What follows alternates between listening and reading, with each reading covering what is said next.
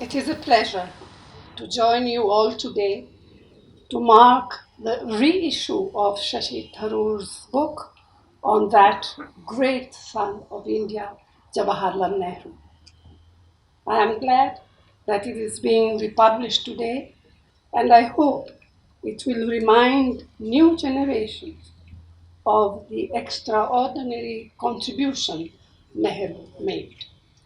So great and so enduring was his impact on all our lives that it is difficult to imagine that he left us more than half a century ago. As India's first Prime Minister, he consolidated our democracy and entrenched the basic values of our polity, values to which we are still proud to lay claim. What are these values? Shashi Tharoor summarizes them as the four pillars of Nehruvianism: democratic institution building, staunch pan-Indian secularism, socialist economics, and the foreign policy of non-alignment. These values were integral to a vision of Indianness that is fundamentally being challenged today, but which remains at the core of our time-tested beliefs. What do these four pillars mean today? First, democracy. It could not have been taken for granted in 1947 that a country beset by acute poverty and torn apart by partition would become or remain democratic. It was Nehru who instilled a democratic culture in our country by his scrupulous regard for the form as well as the substance of democracy.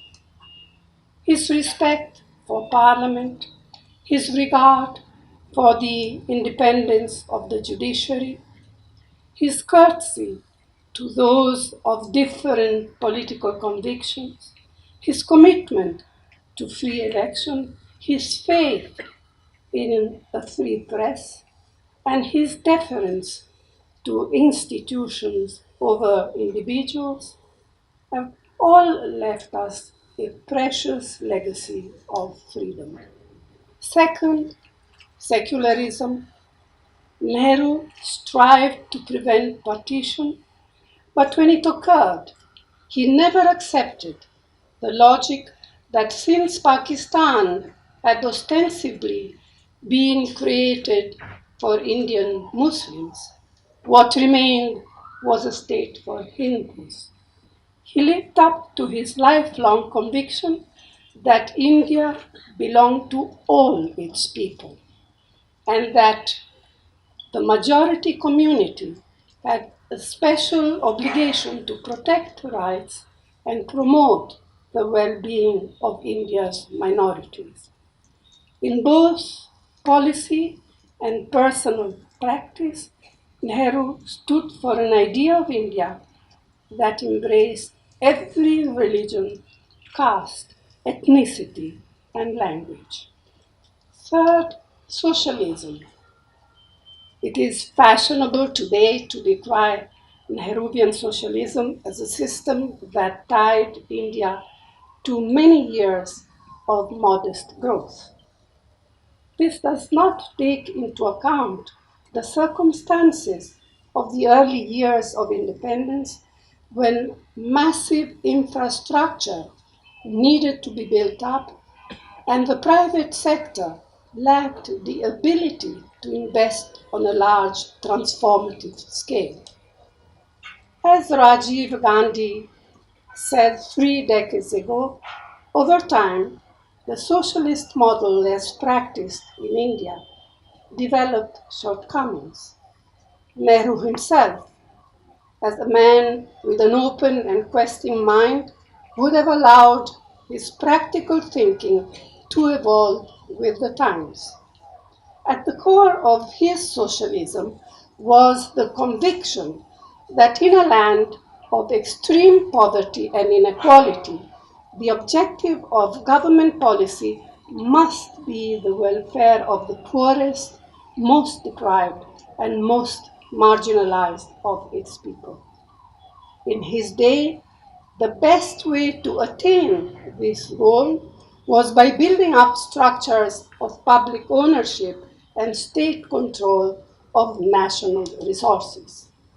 Today, our thinking has evolved as it should, and we can take pride in our role in liberalizing our country's economy and in making possible so many new avenues for dynamic enterprise to succeed in a globalizing world. At the same time, we remain steadfast in our concern for the weakest sections of society. Finally, foreign policy. Nehru was a convinced internationalist.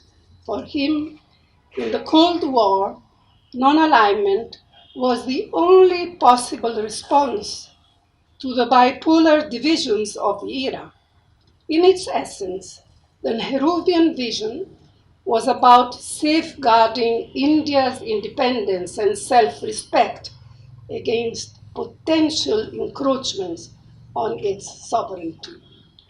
That still lies at the heart of the Indian National Congress's view of the world. We have remained faithful to Nehru's internationalism. Over the years, Congress governments have taken Nehru's ideals forward. They have widened the scope of our democracy through such innovations as Panchayati Raj with its reservation for women and the Right to Information Act, to mention just a few. They have defended secularism in the face of violent threats to our nation's diversity. They have deepened socialism innovatively through the creation of a framework of rights, including the right to work, the right to food, the right to education, and the right to fair compensation for land. All of these measures have strengthened and empowered our people, especially the poorest. We all know, as Shashi Tharoor has just said, that this precious legacy is being undermined daily by those who rule us today. They express disdain and contempt for Nehru, for all that he did to build the India that they are bent upon changing for the worse. Today, we must honor him by fighting with determination to safeguard our democracy against those who are undermining it. Shashi Tharoor is a man of many talents: politician, parliamentarian, much sought after speaker, best-selling author, and so much more. And I wish to congratulate him on the republication of this book, which is a valuable reminder of the heritage we have been fortunate to receive from that great man, Jawaharlal Nehru. Thank you. Jai Hind.